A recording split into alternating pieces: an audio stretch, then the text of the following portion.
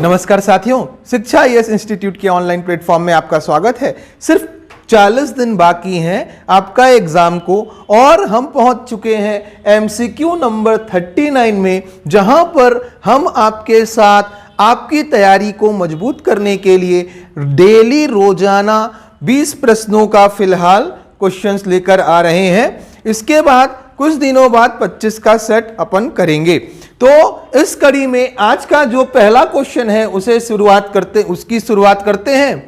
पहला जो क्वेश्चन है वो है, क्या कहता है, in the given figure if OQ is equal to QR, line OQ is equal to QR, ये दोनों बराबर हैं, OQ बराबर है QR के, तो M का मान ज्ञात करें। Then the value of M is, M का मान किसके फॉर्म में निकालना है? N के फॉर्म में निकालना है। अब देखो, आप एक चीज जानते हो, दो ट्रायंगल के त्रिभुज के दो साइड बराबर होते हैं ना, जो दो साइड बराबर हैं उनके सामने का कोण उनके सामने वाला कोण भी बराबर होता है। तो ये दोनों लाइंस बराबर हैं, साइड बराबर हैं, भुजा बराबर हैं, तो ये वाला एंगल यदि n है तो ये भी n नहीं हो जाएगा, n डिग्री। दोनों बराबर हैं तो इसके सामने वाला कोण इसके सामने वाला कोण भी बराबर होगा। आप कहेंगे बिल्कुल सर ऐसा होगा। अब देखो, त्रिभुज का ये दोनों कोणों का योग, ये तीसरा कोण बाह्य कोण, त्रिभुज का बाह्य कोण कैसा, ये देखो, ये OQ और ये R, ये N और ये N, इन दोनों का सम इसके बराबर हो जाएगा, तो ये 2n नहीं हो जाएगा। आप कहेंगे बिल्कुल हो जाएगा सर, ये 2n ट्वाइस ऑफ n हो जाएगा। चलो बहुत बढ़िया। अब आगे पढ़ो, देखो ध्यान से, ये सेंटर है O है, ये OQ रेडियस हो गया, OP भी रेडियस हो गया, त्रिज्या हो गई। OP और OQ त्रिज्याएं हैं वृत्त की, तो दोनों बराबर होंगे? नहीं होंगे। और आप क्या जानते हो, ये बराबर भुजा हैं त्रिभुज की, ट्रायंगल के इक्वल साइड हैं, इसके सामने वाले एंगल भी बराबर होते हैं, तो ये 2n है, ये दोनों बराबर हैं, इसके सामने वाला कोण इसके सामने वाला कोण, ये दोनों एंगल बराबर होंगे। ये 2n है तो ये भी 2n ही होगा। बिल्कुल सर 2n हो जाएगा। चलो अच्छा, एक चीज हमको और दिखती है, आप जरा इस एंगल को देखें, ये वाला देखते जाएं, POR, ये ट्रायंगल आपको दिखाई पड़ता होगा,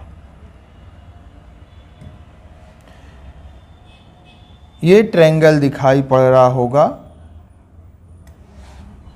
अब देखिए ध्यान से, ये तो 2n हो गया, ये क्या है P, ये O और ये R, जहां पे ये n है, ये 2n है, 2n डिग्री। ये देखो 2n, ये हमको दिया गया है M, ये S है। ध्यान दो, अंदर के दोनों कोणों का योग तीसरे के बाह्य कोण के बराबर नहीं होता, तो m की वैल्यू क्या आ जाएगी, 2n degree plus n degree is equal to 3n नहीं आ गया। आंसर इसका क्या आ गया, m की वैल्यू क्या आ गई, 3n इसका राइट आंसर है भाई। चलिए नेक्स्ट क्वेश्चन देखेंगे। आज का दूसरा क्वेश्चन, दो वृत्त एक दूसरे को बाह्य रूप से स्पर्श करते हैं। बाह्य रूप से स्पर्श करते हैं मतलब एक वृत्त ऐसा है, दूसरा वृत्त भी है, दोनों एक दूसरे को स्पर्श कर रहे हैं, ऐसा स्पर्श कर रहे होंगे, ठीक है। उनके केंद्रों के बीच की दूरी 8 सेंटीमीटर है। जो केंद्र है ना उनके, ये केंद्र है मान लो, इनके बीच की दूरी कितनी है, 8 सेंटीमीटर। 8 सेंटीमीटर है दोनों के केंद्रों के बीच की दूरी। ठीक बात है सर। यदि एक वृत्त की त्रिज्या 3 सेंटीमीटर हो, ये त्रिज्या यहां से लेके यहां तक की दूरी 3 सेंटीमीटर हो, तो पूछ रहा है दूसरे वृत्त की त्रिज्या ये वाली लेंथ निकालनी है। देखो इससे सिंपल क्वेश्चन हो ही नहीं सकता। टोटल कितना है लेंथ सेंटर से सेंटर 8 सेंटीमीटर, 8 सेंटीमीटर, ये 3 सेंटीमीटर हो गया, तो ये कितना हो गया 5 सेंटीमीटर, तभी तो टोटल 538 सेंटीमीटर होगा। आंसर क्या है इसका 5 सेंटीमीटर, बस इतना था। चलिए नेक्स्ट क्वेश्चन देखिएगा। एक समकोण त्रिभुज है जिसमें कोण ए समकोण है, कोण ए समकोण है, ये समकोण त्रिभुज है मान लेते हैं, ठीक है, समकोण है ए और ये मानते हैं बी है, ये सी है। चलो ठीक भाई। इसमें एक अंतःवृत्त खींचा गया है, इसके अंदर अंतःवृत्त खींचा गया है, मतलब एक वृत्त ऐसा खींचा गया होगा।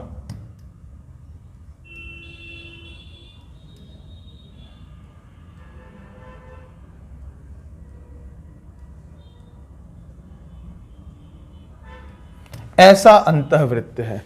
आप कहेंगे ठीक है सर, समकोण बनाने वाली दो भुजाओं की लंबाई 48 सेंटीमीटर और 14 सेंटीमीटर है। मतलब ये समकोण बनाने वाली भुजाएं हैं ना, एक भुजा ये और एक भुजा ये, तो एक 14 सेंटीमीटर है तो दूसरी कितनी है 48 सेंटीमीटर। देखो अब क्या आपको ट्रिपलेट याद है? अतः अंतःवृत्त की त्रिज्या निकालिए, अंतःवृत्त की त्रिज्या निकालिए, ये वाली लेंथ आपको त्रिज्या निकालनी है। अब देखो हम क्या जानते हैं, ध्यान देना, इसको दो तरीके से बना सकते हैं। हम आपको दोनों तरीका एकदम यहीं पे बताएंगे, बड़े प्यार से सुनते जाइएगा। ये वाली लेंथ निकालनी है। अंतःवृत्त की त्रिज्या जब राइट एंगल ट्रायंगल हो, कौन सा ट्रायंगल हो? राइट एंगल ट्रायंगल, मतलब समकोण त्रिभुज। तो ये क्या होती है देखना, लंब धन आधार माइनस कर्ण upon 2। R is equal to English में कहें perpendicular plus base minus hypotenuse upon 2। कब करेंगे ऐसा? जब 90 डिग्री होगा। या फिर आप एक मेथड तो जानते ही हैं, small r is equal to del upon S लगाना है। ये फॉर्मूला आप कहीं भी लगा सकते हो। तो अब देखो हम यदि ऊपर वाले से बनाना चाहें, लंब प्लस आधार कर्ण माइनस करना है, ये कितना हो जाएगा? तो देखो ये 90 डिग्री है ना, तो पाइथागोरस थ्योरम जानते हो। ट्रिपलेट आप सभी ने पढ़ा होगा, एक ट्रिपलेट 7 है, 24 है, दूसरा है 25। 7, 24, 25 एक ट्रिपलेट है। तो यहाँ क्या दिया है? 7 का डबल 14, 24 का डबल 48, तो तीसरा क्या होगा? 25 का डबल 50, तो ये कितना आ गया 50। यहाँ पे रख देंगे तो R की वैल्यू क्या आ जाएगी? लंब है 48, 14 प्लस 50/2, कितना आ गया? 8 4 12, 50 50 100 हो गया। 100 और 12 112, 112। अच्छा ये प्लस नहीं होता ना, ये माइनस है, माइनस है ना, तो ये देखो 50। अब देखो कितना हो गया, तो 48 और 14 62, 62 में 50 चला गया 12, 12/2 कितना आया? 6। आपका राइट आंसर है क्या? 6 सेंटीमीटर। अब देखो यदि ये वाला नहीं आ रहा तो ये वाला हमेशा लगा सकते हो। डेल क्या है? एरिया। एरिया क्या निकलेगा? 1/2 into base into height, base 14 into 48, 14 दूना 28 वाले 14 चौक 56, 14 दूना 28 और 5 33, 336। एस क्या हो जाता है? तीनों का सम बटे 2, अर्ध परिमाप है ना एस, तो तीनों का योग कितना हो गया? 5 4 9 98, 2 कितना 112, टोटल 14 जोड़ दिया, 98 और 14 112, 112 का आधा 56, तो डेल की वैल्यू आ गई 336/56। ये कितनी बार जाएगा? 6 छंग 36, 3 बचा, 5 छक्का 30, 3 33, कितना आया? 6 सेंटीमीटर। यहाँ से भी कितना आ गया? 6 सेंटीमीटर। तो आप ये वाला लगा लो या ये वाला लगा लो, दोनों में आंसर वही आएगा। अब याद रखो ये वाला क्वेश्चंस ना 3 बार हमारे व्यापम में ही पूछा गया। डेटा अलग अलग दिया है लेकिन इसी टाइप का, एक बार आरआई में पूछा है, एक बार सहायक संपरीक्षक में पूछा, ऐसे करके 3 बार क्वेश्चन आया हुआ है। मोस्ट इंपॉर्टेंट क्वेश्चन है। चलिए नेक्स्ट देखिएगा। ABCD एक ऐसा चतुर्भुज है जिसमें D = 90 डिग्री है। O केंद्र वाला एक वृत्त भुजाओं ABCD और DA को क्रमशः इस पर स्पर्श करता है। तो ये दिया है, तो वृत्त की त्रिज्या निकालनी है। चलो इसको ना बनाने के लिए 1 मिनट हम ये फिगर फिर से ड्रॉ कर लेते हैं।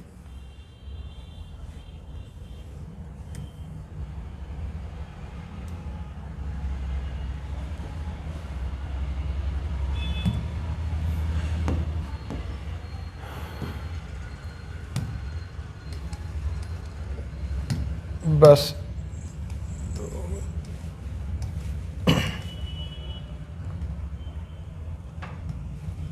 चलो देखो, ये फिगर हमने फिर से ड्रॉ कर लिया।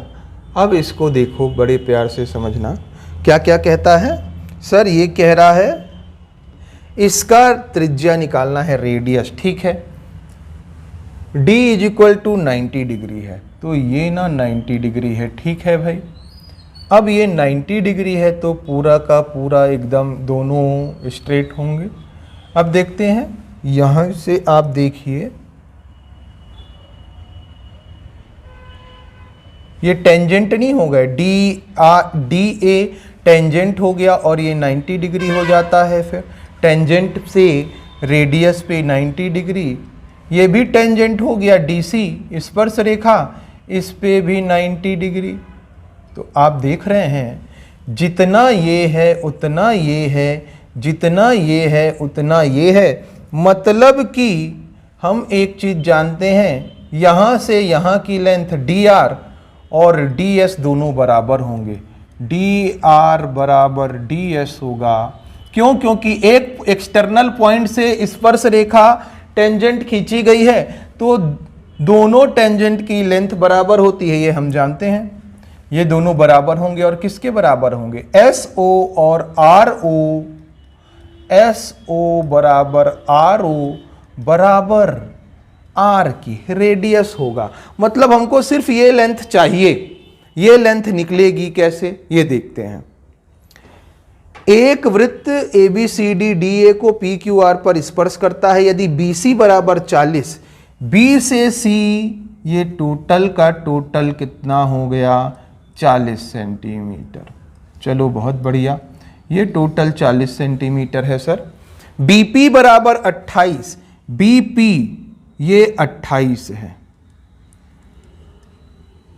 अब देखो, इस एक्सटर्नल पॉइंट से आप टेंजेंट खींच रहे हो, तो ये वाली टेंजेंट और BQ दोनों बराबर नहीं होंगे, तो ये भी 28 नहीं होगा, क्योंकि हमने बताया सर्कल पे एक पॉइंट से टेंजेंट खींचो और दूसरी टेंजेंट खींचो तो ये दोनों टेंजेंट स्पर्श रेखा बराबर होती हैं।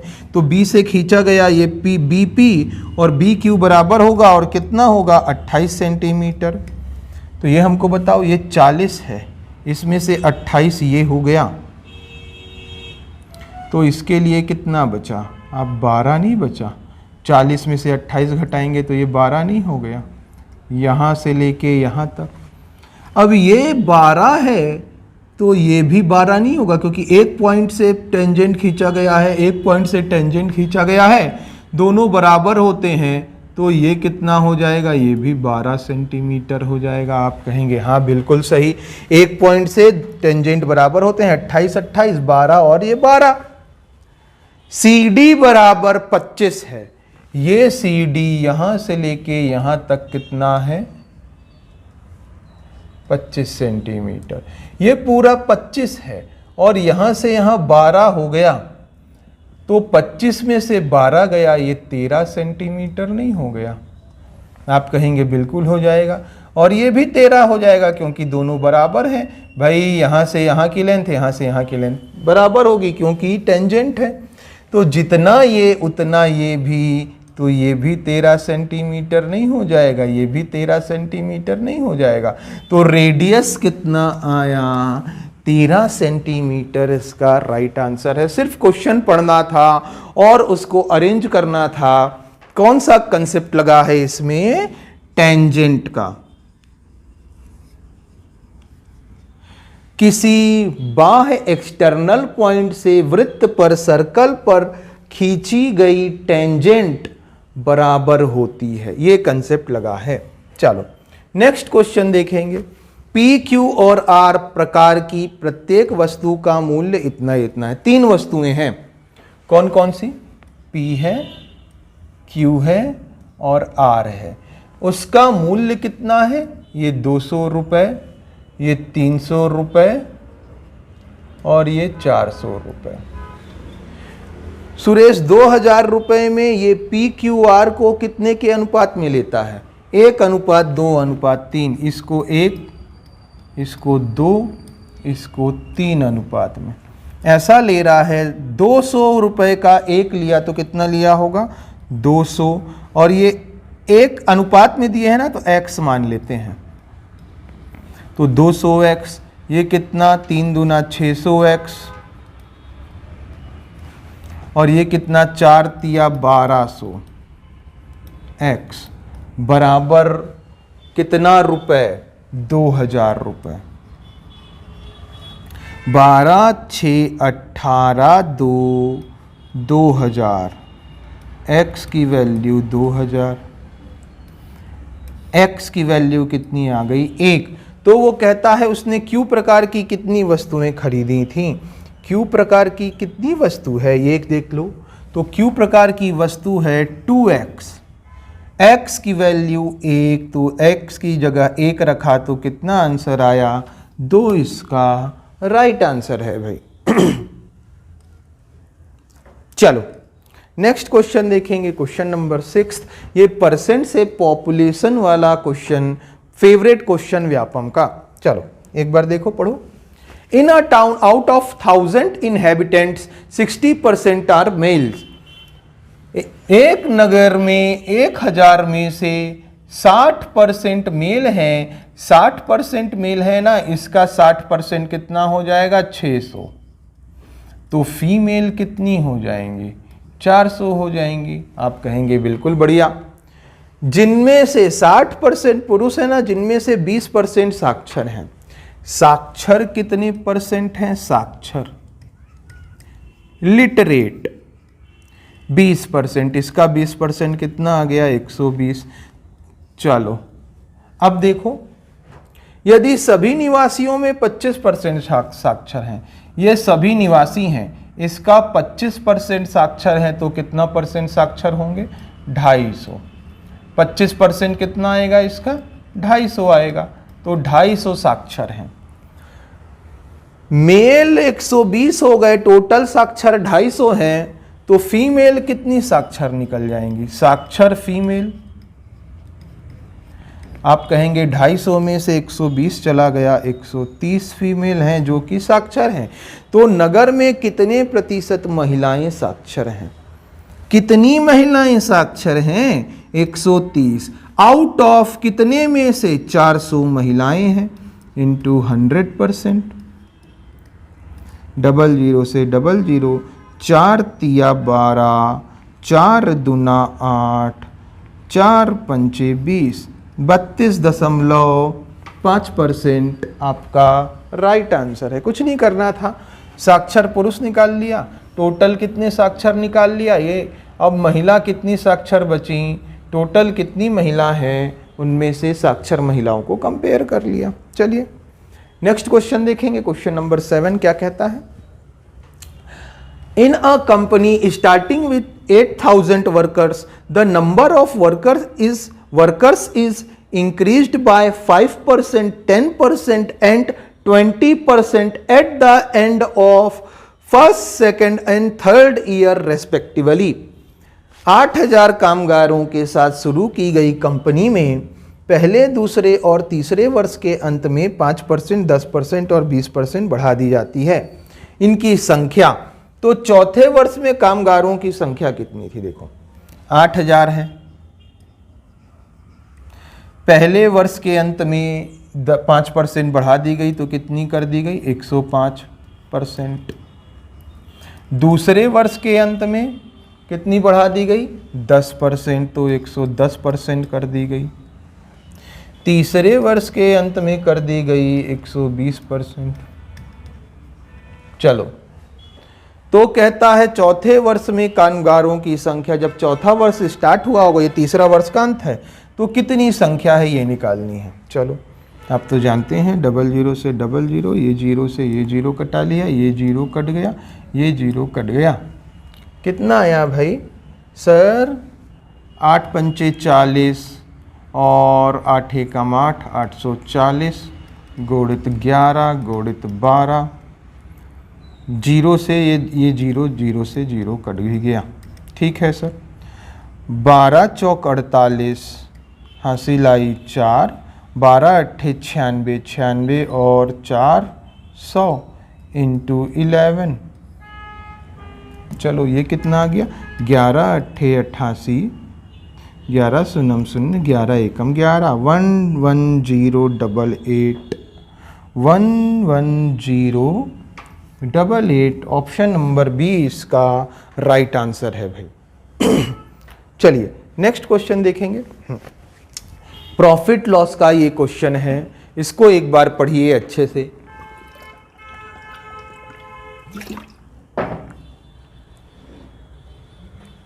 क्या कहता है?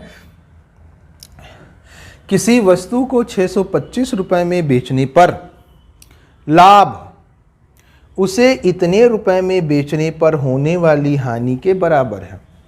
आपने देखो 625 रुपए में बेचा, 625 में बेच दिया, कुछ लाभ हुआ, सीपी से ज़्यादा बेचा होगा तभी लाभ होगा।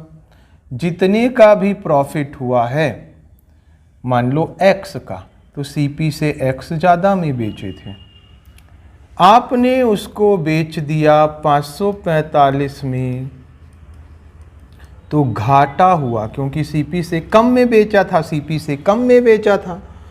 तो जितने का घाटा हुआ उसके बराबर लाभ है, तो सीपी कितना निकल आया ये निकालना है। नहीं तो सीपी पर 65 रुपए का लाभ हो, तो पहले निकाल लो सीपी, और 65 रुपए का लाभ हो मतलब 65 ज़्यादा में बेचा हो तो 65 जोड़ देना। कैसे निकलेगा? दोनों एसपी का डिफरेंस ले लो। 625 और 545 का डिफरेंस कितना आया? सर ये 0 आ गया, और ये कितना आया? 6 2 8 80। तो यहाँ से लेके यहाँ तक का डिफरेंस कितना आया? x minus minus x, x minus minus x, ये डिफरेंस है। 2x की वैल्यू कितनी? 40, 2x की वैल्यू 80 ना, तो x की वैल्यू 40। अब ये बताओ, इसको 40 कम में बेचे हो तो 40 कम में नहीं बेचते, मतलब 40 595 में बेचते तो कोई प्रॉफिट कोई लॉस नहीं हुआ होता। 440 कम में बेचे हो तो 545 में बेचे तो कितने में खरीदे होगे? 595 में। अब 595 में खरीद के 65% का लाभ कमाना चाह रहे हो। 595 में खरीद के 65 रुपए का लाभ कमाना चाह रहे हो। 600 और 60, 660 इसका राइट आंसर है भाई। ऑप्शन नंबर डी इसका राइट आंसर है। ऐसे क्वेश्चन को ऐसे ही अप्रोच करना है। एसपीसीपी का लो और इन दोनों के बीच में जो डिफरेंस है, प्रॉफिट और लॉस सेम है, तो एक्स एक्स दोनों का डिफरेंस लेना है। चलो नेक्स्ट क्वेश्चन। एक दुकानदार एक खिलौने के अंकित मूल्य पर 23% छूट देकर इतने का लाभ प्राप्त करता है। लाभ कब प्राप्त करेगा? जब बेचेगा। तो बेचा है और बेचने के बाद इतने का लाभ प्राप्त हुआ। यह लाभ परसेंट में कितना है? 10%। ये बताओ, लाभ परसेंट में है 10%, रुपए में कितना है? 56 रुपए। तो 100% की वैल्यू कितनी हो जाएगी? 560। ये क्या है? सीपी है। ये क्या है? सीपी है। चलो ठीक है भाई। उस खिलौने का अंकित मूल्य कितना था? अब आप जानते हो 23% का छूट दिया है ना, 23% का छूट दिया है। हम जानते हैं सर क्या? एमआरपी और सीपी का रेशियो। जो छूट मिलती है वो नीचे डिस्काउंट में कर लेते हैं। 23% की छूट मतलब कौन सा फॉर्मूला लगा रहे हैं? 100 minus D, 100 plus minus P/L। Profit को जोड़ते हैं, इसको घटाते हैं, तो एमआरपी कितना आया? एमआरपी बताई upon CP, MRP by CP is equal to 10% का प्रॉफिट तो 110। सीपी कितना आ गया? 77। सीपी 77 है और एमआरपी कितना है? 110। सीपी रुपए में कितना है? 56, 560। तो 77 यूनिट की वैल्यू सीपी 77 यूनिट ना, 77 यूनिट की वैल्यू 560 रुपए। तो 7 11 7 8 56, 80 रुपए। 11 यूनिट की वैल्यू। क्या पूछा है? अंकित मूल्य। अंकित मूल्य है कितना? 110 यूनिट। 11 यूनिट की वैल्यू 80, तो 110 यूनिट के लिए 10 का गुणा, 110 यूनिट की वैल्यू 80 में 10 का गुणा कर देंगे, कितना आएगा? 800। 800 रुपये इसका राइट आंसर है भाई। चलिए नेक्स्ट क्वेश्चन करेंगे। क्वेश्चन नंबर 10 क्या कहता है? 17,500 रुपए की राशि का कुछ भाग साधारण ब्याज की इतनी परसेंट पर तथा कुछ भाग इतने परसेंट पर बेचा गया, दिया गया। 17,500 24% और कितना परसेंट है? 10%। ठीक है, ये परसेंट में दिया है। 5 वर्ष पश्चात इतने रुपए का ब्याज प्राप्त होता है। 24% तथा 10% की उधार दी गई राशियों का अनुपात। सर ये अनुपात तब एलिगेशन मेथड लगा सकते हैं, लेकिन यहाँ परसेंट दिया है, परसेंट दिया है तो यहाँ भी परसेंट होना चाहिए। लेकिन परसेंट में टोटल परसेंट कितना प्रॉफिट या लॉस हो रहा है वो नहीं दिया। टोटल परसेंट ब्याज दिया है, कितना है? 1330। 1330 रुपये ब्याज प्राप्त हो रहा है। 13,300 मतलब 13,300 कितने साल में? 5 साल में। ये 1 साल का, 1 साल का है ना, तो 1 साल का लो। 1 साल का ब्याज कितना हो जाएगा? तो 1 साल का ब्याज हो जाएगा, 5 से डिवाइड कर दिया, 5 दूना 10, 5 छक्का 30, 5 छक्का 30, 2660 रुपये। 2660 रुपये आया। अब हमको ये बताओ, ये रुपए में पता है ना, तो इसको भी रुपए में देख लेते हैं ना, और इसको भी रुपए में निकाल लेते हैं कि टोटल यदि 17,500 होता, 24% के हिसाब से कितना रुपए हुआ होता?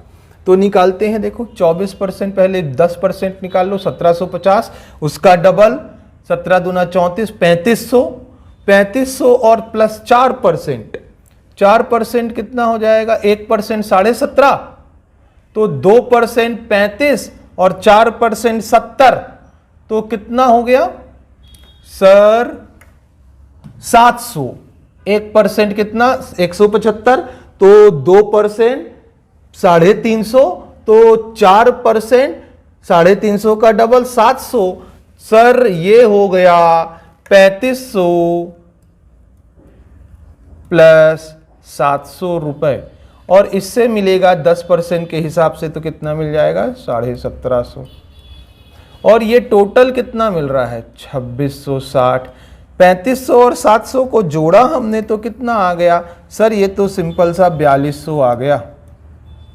दोनों का डिफरेंस लो, दोनों का डिफरेंस लो, डिफरेंस कितना आया 0 का 0, सर ये 10 का 4, और ये कितना आया 41, सर 14 और 1 15, यहाँ कितना आया 0 का 0, 6 में से 5 गया 1, 26 में से 17 गया, तो 6 3 9, 0 से 0 कैंसल, 7 से कटता है 7 13 7 91, 7 दूनी 14, 7 दूनी 14, 13:22 इसका राइट आंसर है, 13:22।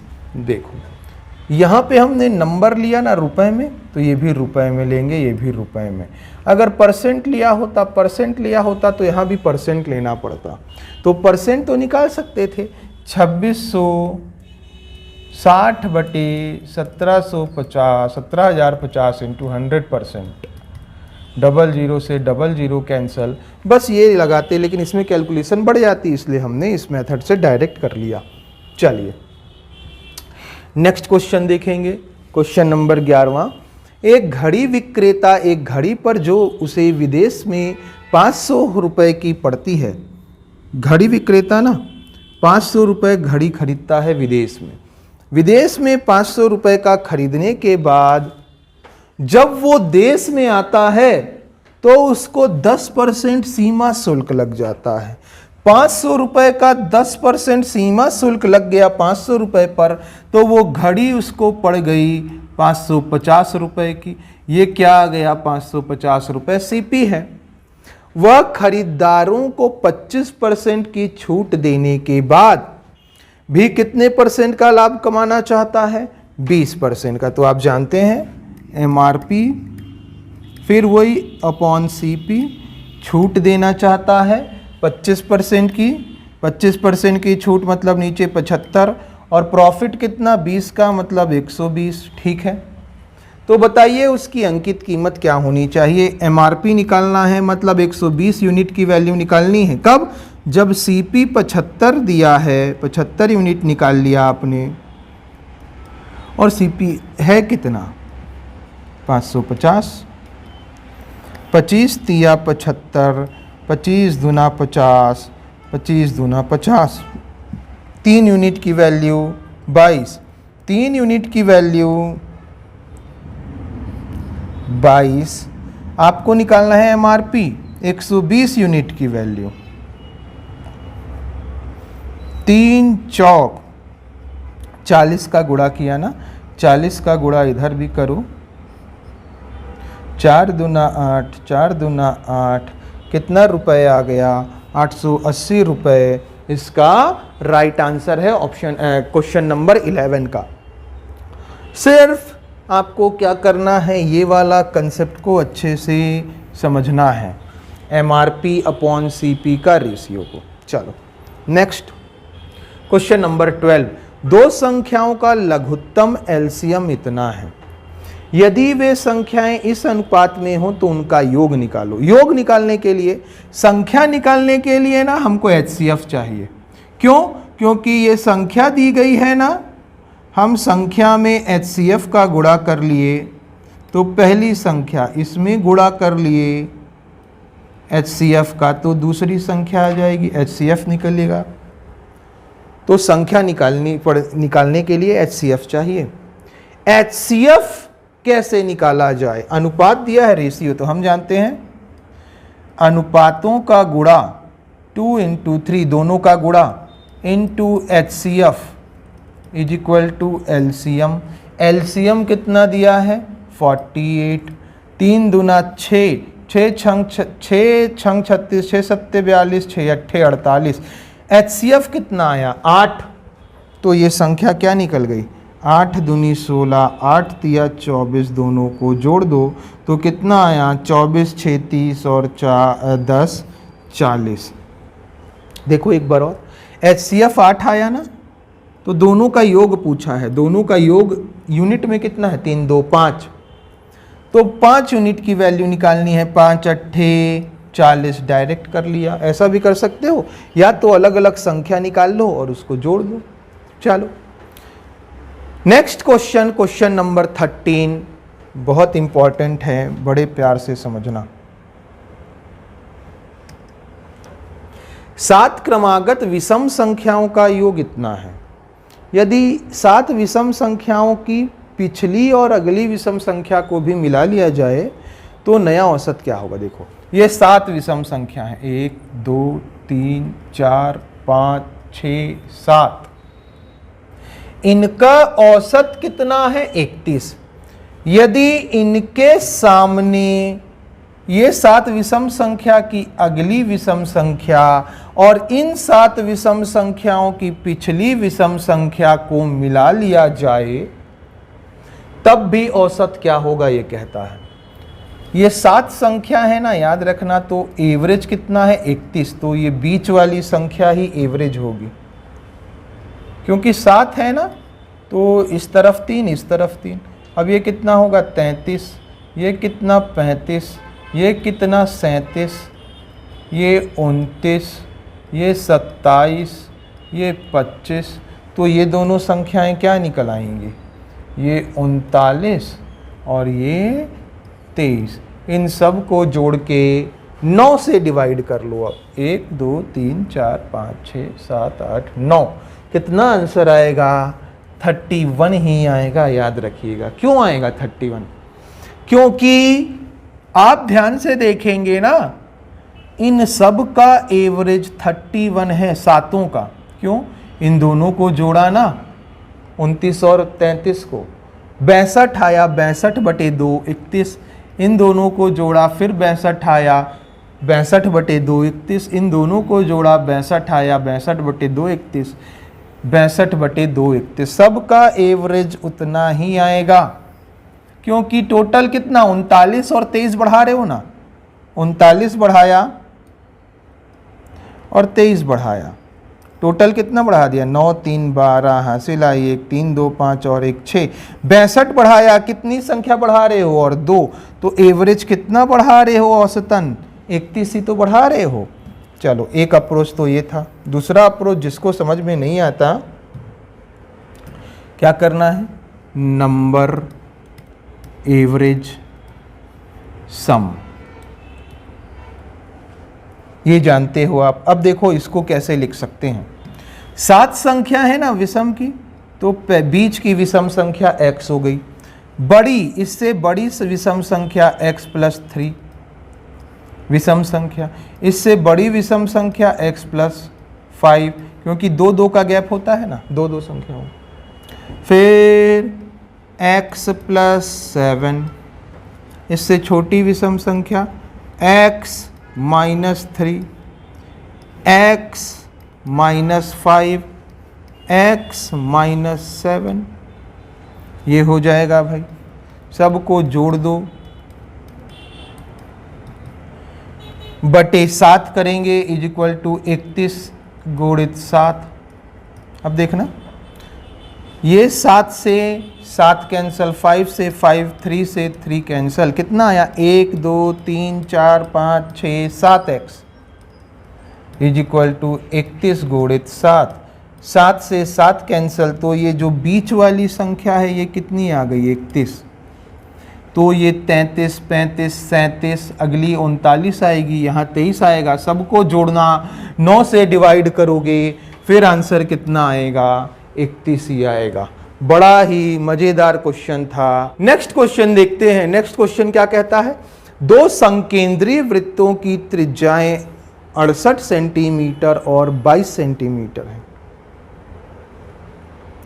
संकेंद्रीय वृत्त क्या होते हैं एक बार देखो।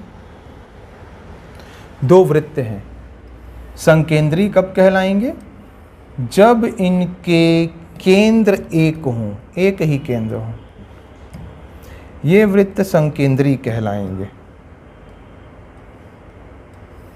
ये संकेंद्रीय के वृत्त हैं, इनकी त्रिज्याएं हैं 68, ये 68 है, ये बड़ी वाली, छोटी वाली 22 है। तो कहता है इन वृत्तों की परिसीमाओं द्वारा परिबद्ध की गई आकृति का क्षेत्रफल, मतलब ये वाला क्षेत्रफल निकालना है, बस ये आपको समझना है। तो कैसे निकाला जाएगा, देखो हम इसको ऐसे समझाते हैं। मान लो ये है, ये क्या है, सर्कल है, बाहर वाला, इसका एरिया निकाल लो आप। बाहर वाले सर्कल का एरिया निकालने के बाद ये अंदर वाले सर्कल के एरिया से ना इससे घटा दो, इससे घटाएंगे तो क्या होगा, ये वाला जो रिंग स्ट्रक्चर है ये निकल आएगा। तो पहले हमको ये बताइए आप, बाहर वाले का एरिया क्या निकल आएगा, हम जानते हैं pi r square. Sir pi r square, pi r क्या है बड़ा वाला 68 square minus pi r square छोटा वाला, पाई आर स्क्वायर मतलब 22 का स्क्वायर, पाई पाई कॉमन ले लिया, 68 स्क्वायर माइनस 22। ए स्क्वायर माइनस बी स्क्वायर नहीं हो गया तो इसको सॉल्व कर लीजिए। 68 प्लस 22, 68 माइनस 22, 8 2 10, 6 2 8 और 1 9, ये कितना आ गया 6, 6 में से 2 गया 4, पाई गुणा कर लिया इंटू है, 9 पंचे 45, 9 छक्का 54, हासिल आई 5, 9 दूनी 18, 9 तिया 27, 9 चौक 36 और 5 41, 4140 पाई स्क्वायर सेंटीमीटर। ये क्या है आपका राइट आंसर है भाई। चलिए नेक्स्ट क्वेश्चन देखिएगा। एक आयत की लंबाई 40% बढ़ा दी जा रही है, 40% बढ़ा दी जा रही है, इसका मतलब क्या है, 2 से 5 में 2 बढ़ा दी जा रही है। इसकी वैल्यू क्या होती है 2/5। तो लंबाई बढ़ा दी जा रही है, तो जो पुरानी लंबाई थी ओल्ड और न्यू, 5 से 2 बढ़ा दी गई मतलब 7 कर दी गई। और ये 30% घटा दी जा रही है, 30% घटा दी जा रही है मतलब 10 में 3 घटा दी गई, 10 में 3 घटा दी गई तो कितनी कर दी गई 7। कौन, ब्रेड्थ को। तो अब कहता है आयत के क्षेत्रफल में क्या परिवर्तन होगा। तो क्षेत्रफल क्या होता है, लंबाई गुणित चौड़ाई, 10 पंचे 50, 7 सत्ते 49, 1 की कमी कहाँ से, 50 से इंटू 100%, 50 दूना कितने परसेंट की कमी आ गई, ऑप्शन नंबर बी 2% ना इसका राइट आंसर है। चलिए नेक्स्ट क्वेश्चन देखेंगे, पढ़िए क्वेश्चन। एक लंबवृत्तीय बेलन और एक शंकु के आधार की त्रिज्या और ऊंचाई बराबर है। मतलब बेलन जो है ना, ये बेलन हो गया मान लो, और ये शंकु हो गया, तो इसकी ऊंचाई भी बराबर है और इनकी त्रिज्याएं भी बराबर हैं। मतलब त्रिज्या यदि r है तो r है, ऊंचाई h है तो h है। चलो, यदि उनके वक्र पृष्ठ क्षेत्रफल इतने अनुपात में हो तो आधार की त्रिज्या और ऊंचाई का अनुपात निकालना है। आधार की त्रिज्या और ऊंचाई का अनुपात मतलब r/h निकालना है। अब देखो,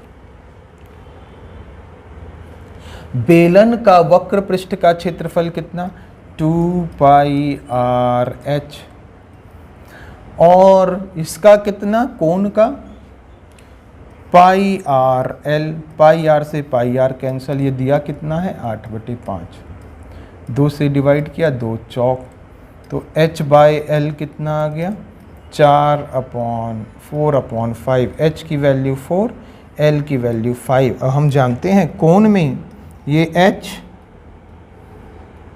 ये l, ये l 5 है, h 4 है, तो ट्रिपलेट से हम क्या जानते हैं 90 डिग्री है ना। ये 4 है, ये 5 है, तो ये कितना होगा 3, मतलब r = 3 आ गया। हमको निकालना है आधार की त्रिज्या 3, h कितना है 4 है, 3:4 आपका ऑप्शन नंबर सी इसका राइट आंसर है भाई। चलिए नेक्स्ट क्वेश्चन देखिएगा। देखो औसत चाल का है, हमने आपको एमसीक्यू में बहुत बार बताया है, आज फिर से बताते हैं। इसको सॉल्व कैसे किया जाता है, एकदम बड़े प्यार से s लिखा करो, d लिखा करो, t लिखा करो। t बराबर क्या होता है ये देखो d/s। स्पीड कितनी दी गई है a की 30 किलोमीटर प्रति घंटा, 30 किलोमीटर 15 है। d कितना आएगा 15/30 = 1/2, 1/2 मतलब 0.5। चलो वह 25 किलोमीटर की दूरी को 10 किलोमीटर प्रति घंटा की चाल से, तो कितना आया 25/10 मतलब 2.5। संपूर्ण यात्रा में औसत चाल, हम एवरेज स्पीड क्या जानते हैं sir, distance upon time. Distance कितना है 15 और 25 40। टाइम कितना आया 2.5 और 0.5 3.0, कितना आया 40/3 km/h। ऑप्शन नंबर ए इसका राइट आंसर है। इससे सरल तरीका गारंटी दे रहे हैं, इससे सरल तरीका नहीं बना, इससे सरल तरीके से आप सॉल्व नहीं कर सकते। चलिए नेक्स्ट क्वेश्चन देखेंगे। x का समपूरक कोण निकालना है। x supplementary angle of x, x का सप्लीमेंट्री क्या होता है, कॉम्प्लीमेंट्री क्या होता है ये देखो पहले। सर कॉम्प्लीमेंट्री हो जाता है 90 - x, सप्लीमेंट्री क्या होता है 180 - x। अब देखो पहले x निकाल लेते हैं, फिर 180 से डिवाइड माइनस कर लेंगे। कैसे निकाला जाएगा, देखो दो लाइन पैरेलल हैं, कैसे पता चला ये पैरेलल है, लिखा तो नहीं है, तो जो एरो का निशान है वो चेक करो। ये एरो है ना, जो लाइन में भी ऐसा डबल एरो है वो क्या है पैरेलल है। ये दोनों पैरेलल हैं, उसको कोई कट कर रहा है, तो जितना एंगल ये है उतना ये है। आप कहेंगे बिल्कुल बहुत बढ़िया, बहुत सही बात कह रहे हैं। ये देखो ऐसा ऐसा कहाँ पे दिखता है ये बताओ, तो हम कहेंगे ऐसा दिखता है कुछ कुछ, ये देखो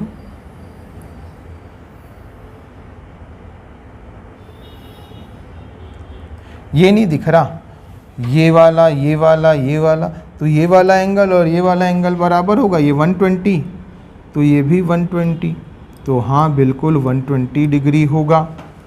अब देखो ये दोनों लाइन पैरेलल है ना, 108 तो ये भी 108, करस्पॉन्डिंग एंगल 108। टोटल कितना निकल आया 228, 228। 120 में 100 ऐड किया 220 और 8 ऐड कर दिया 228, टोटल 360 नहीं होता 360। 360 में 228 ले लिया, बचा कितना 2, ये कितना 3 और 1 132 डिग्री। अब देखो ध्यान से, ये दोनों पैरेलल हैं लाइन, कैसे पता चला, फिर वही बात, एक लाइन हमको दिख रही है कॉमन, ये और ये। अब देखो कोई लाइन पैरेलल है, उसके एक तरफ के एंगल्स का योग हमेशा कितना होता है 180 डिग्री। तो हम क्या जानते हैं, हमको ये बात पता है बड़े अच्छे से इन दोनों का सम कितना होगा 180। तो 3x plus 132 degree is equal to 180 degree. दोनों का डिफरेंस कितना आ गया 1, 5 3 8 48, 3x की वैल्यू, x की वैल्यू 12 दूना 24, 15 तिया 45, 16 दूना 32, 16 तिया 48। x की वैल्यू कितनी आ गई 16। x की वैल्यू 16 डिग्री आ गई ना। आपको सप्लीमेंट्री एंगल निकालना है, मतलब 180 माइनस 16 कितना आ गया 20 घटा दिया 160, 164 degree, 164 degree. Option number D इसका राइट आंसर है भाई। चलिए, उम्मीद करते हैं ये क्वेश्चन भी समझ में आया होगा। लाइन्स एंड एंगल्स हम कह रहे हैं, बार बार इसको बहुत अच्छे से करके जाना है। 4 पार्ट में एमसीक्यू वीडियो हमने अपलोड किया है, देखिए। और ये आज के सेशन का लास्ट क्वेश्चन देखिए। अनुज 4 किलोमीटर प्रति घंटे की गति से चलता है तो अपने विद्यालय 6 मिनट विलंब से पहुंचता है। अनुज को पहुंचना इस टाइम में था, एक्चुअल टाइम ये है। विलंब में क्योंकि 0 मिनट फास्ट या 0 मिनट लेट था, मतलब एक्चुअल टाइम इसी टाइम में पहुंचना था। 0 मिनट फास्ट है या कितना मिनट लेट है 0 मिनट, क्योंकि यहीं पहुंचना था इसी टाइम में पहुंचा है, लेकिन वो लेट पहुंच रहा है। कितना लेट 6 मिनट लेट पहुंच रहा है, तो हम माइनस कर दिए, 6 मिनट लेट पहुंच रहा है। अब देखो ध्यान से, कितना 4 किलोमीटर प्रति घंटा, 4 किलोमीटर प्रति घंटा।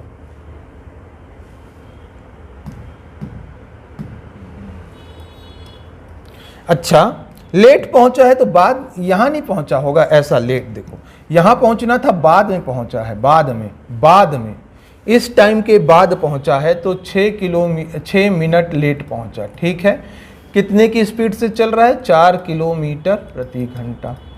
ठीक, 5 किलोमीटर प्रति घंटा से चलता है ना, तो पहले मतलब इसके पहले, एक्चुअल टाइम के पहले यही आ गया। कितना मिनट 6 मिनट। कब? जब 5 किलोमीटर प्रति घंटे की स्पीड से चल रहा है। ये बताओ दोनों के टाइम में डिफरेंस कितना आया, 6 मिनट पहले, 6 मिनट बाद, और ये 6 मिनट पहले, दोनों में डिफरेंस कितना आया 12 मिनट का। कितने मिनट का 12 मिनट का डिफरेंस नहीं आ गया। ये यहाँ पहुँचना था, यहाँ से यहाँ 6 मिनट है, और यहाँ से यहाँ भी 6 मिनट है, 6 12 मिनट आ गया, ऐसा समझो इसको। अब देखो दोनों दूरी जो है ना वो समान है, क्योंकि पहले दिन इतने की गति से चला तो विद्यालय, घर से विद्यालय तो दूरी सेम होगी। अनुज के घर से अनुज के विद्यालय की दूरी सेम होगी, तो d क्या है कांस्टेंट है। d कांस्टेंट होता है तो स्पीड का रेशियो क्या है 4 और 5। तो अब टाइम में क्या हो जाएगा, चेंज हो जाएगा 5:4। ये बताओ दोनों का डिफरेंस कितना है टाइम का डिफरेंस 1 यूनिट की वैल्यू कितनी आ गई 12 मिनट। तो 5 यूनिट की वैल्यू 12 पंचे 60 मिनट। ये बताओ डिस्टेंस निकालना है ना, distance is equal to speed into time. 4 की स्पीड से चलता है कितने 60 मिनट में, 60 मिनट मतलब कितना घंटा, 1 घंटा। 4 किलोमीटर प्रति घंटे तो कितना आया 4 किलोमीटर नहीं आ गया, 4 किलोमीटर प्रति घंटे, घंटे से घंटा कैंसल, कितना आया 4 किलोमीटर। आंसर कितना आ गया 4 किलोमीटर इसका राइट आंसर है। उम्मीद करते हैं ये क्वेश्चन भी समझ में आया होगा। हम पूरे के पूरे आपको हर टॉपिक से रिलेटेड क्वेश्चन, हर टाइप से रिलेटेड क्वेश्चन यहाँ पे करा रहे हैं।